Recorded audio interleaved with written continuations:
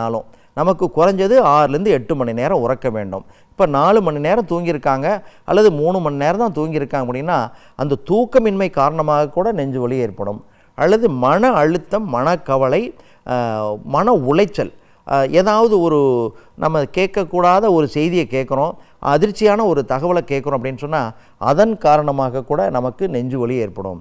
அதனால் என்ன காரணத்தினால இந்த நெஞ்சு வலி ஏற்படுகின்றது இந்த பரிசோதனை மூலமாக நோயாளியிடம் கேட்டு, அல்லது நம்ம இப்போ நமக்கே தெரியும் இந்த நெஞ்சு வலி வருதுன்னா எனக்கு சுகர் கூடிடுச்சு, எனக்கு ப்ரெஷர் கூடிடுச்சு, நேற்று தூக்கம் இல்லை, நான் சரியாக சாப்பிடலை அப்படிங்கிற உணர்ந்து உடனே நீங்கள் என்ன பண்ணணும், மருத்துவமனைக்கு போக வேண்டும்.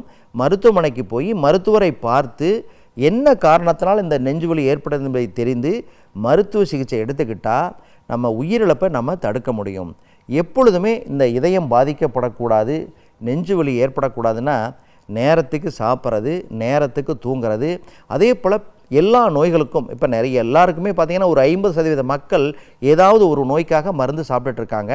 அந்த சிகிச்சைகளை மருந்துகளை சரியான நேரத்திற்கு ஒரு நாளைக்கு 9 மணிக்கு சாப்பிட்றது, ஒரு நாளைக்கு 10 மணிக்கு சாப்பிட்றது, ஒரு நேரம் மறந்துடுறது, மாத்திரை கையில் இல்லைன்னா அடுத்த நாள் வாங்கி சாப்பிட்றது, இது போன்ற காரணங்களாலும் பார்த்திங்கன்னு சொன்னால் இந்த நெஞ்சு வலி ஏற்படும். இரத்த கொதிப்பு அதிகமாகும், சர்க்கரை நோய் தீவிரமடையும், நமக்கு பாதிப்பு அதிகமாகும்.